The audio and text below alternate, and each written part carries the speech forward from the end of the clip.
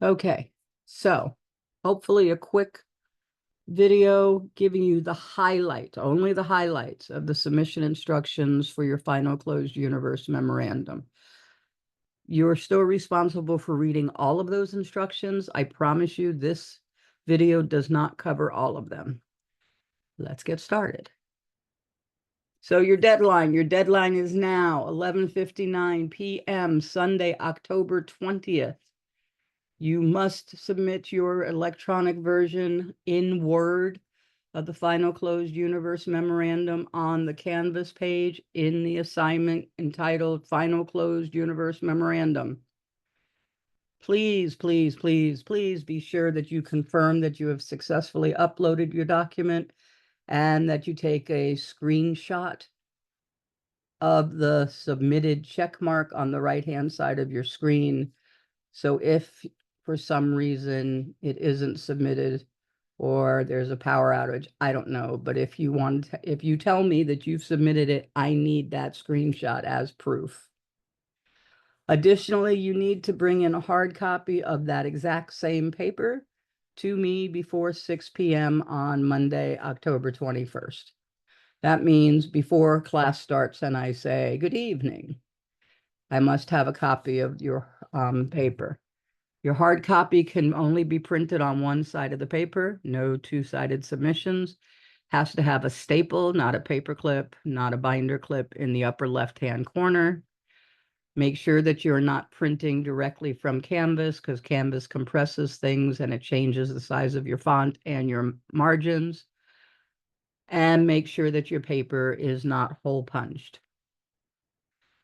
Late policy, I will deduct 10% of the value of the assignment. Here, your assignment is worth 225 points, so I will deduct 22.5 points for every day or portion of the day that your assignment is late electronically. If you timely submit an electronic version, but you are late submitting the hard copy in class, you're going to incur a 10-point penalty. That's before I mark the very first corner, very first letter of your paper. So please don't be late. Your word limit, your properly formatted memorandum may not exceed 3,250 words. This means all words, all sections from the very first T of 2, all the way to the very last letter and period in your conclusion section. I will stop reading the memo at 3,251 words, and no credit will be given for anything that's behind it.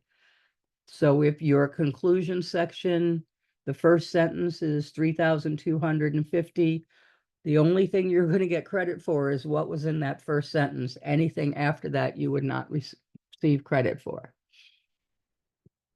Formatting. Do don't put your name in the heading portion of the memo. So where it says to, from, date, do not put in that from section your name. Instead, put the words legal intern where your name would go. How you find out it's my paper? Because on a separate page, not at the bottom of the page, a separate page, following the last page of your text, which should include at least your conclusion or portions of your conclusion.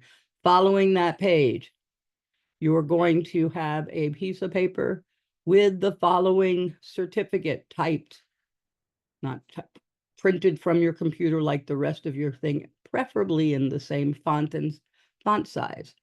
I, your name, certify that this memorandum contains whatever your word count is, exclusive of this certification. The certification does not count in your word count. So make sure that you start your word count from the T of 2 and end your word count with that very last word and period of your conclusion section. Make sure that you use bold print for the main heading and the subheadings. Make sure that your main heading is all capitalized. Just as an aside, please know that Word does not check the spelling when you use all caps, so make sure that you proofread your main point heading for spelling errors because Word won't catch them. For the subheadings, capitalize the first letter of every word in the subheading And please note that no heading should be underlined, not your main point heading or your subpoint heading. Parts of your memorandum that get labels. Look in the sample, you'll see what I'm talking about. The question presented, the brief answer, the facts, the discussion, and the conclusion must be labeled with the appropriate subtitle. Each one of these subtitles must be centered, bolded, underlined, and capitalized. Single space the memo heading, the question presented, the brief answer, all point headings, and any quotation of 50 words or longer. Make sure your quotations of 50 words or longer have been indented on both sides. Everything else should be double spaced. That said, there needs to be question presented, there needs to be a space, there needs to be the text for the question presented, there needs to be a space, there needs to be brief answer, there needs to be a space, there needs to be the text for the brief answer. That first page should not be 100% single space without any spaces between. Go and check your sample to see what it looks like.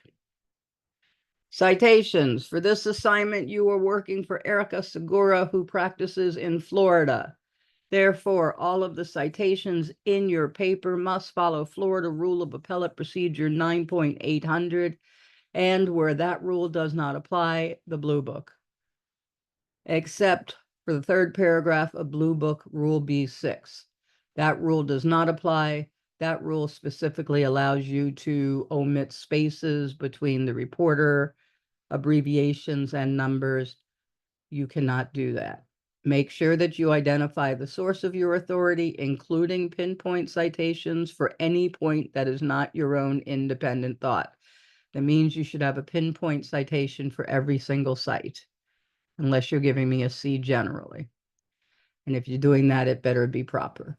Your citation score will be based on 5 things: that you provide citations where you need to, that you use the right format for citations, that you use the right format for short cites, that you use the correct format for explanatory parentheticals, and that you use the right format for quotations. Remember that for this memo, I am not going to deduct points for improper use of signals or not using signals, but I really encourage you to try, because they will be part of your open memo final grade. And this way you get practice without any repercussions. You'll get it marked if it's wrong, you'll get suggestions, but at least this way you can try it out before you're being graded on it. That's it. Good luck on this paper, and I will see you all soon.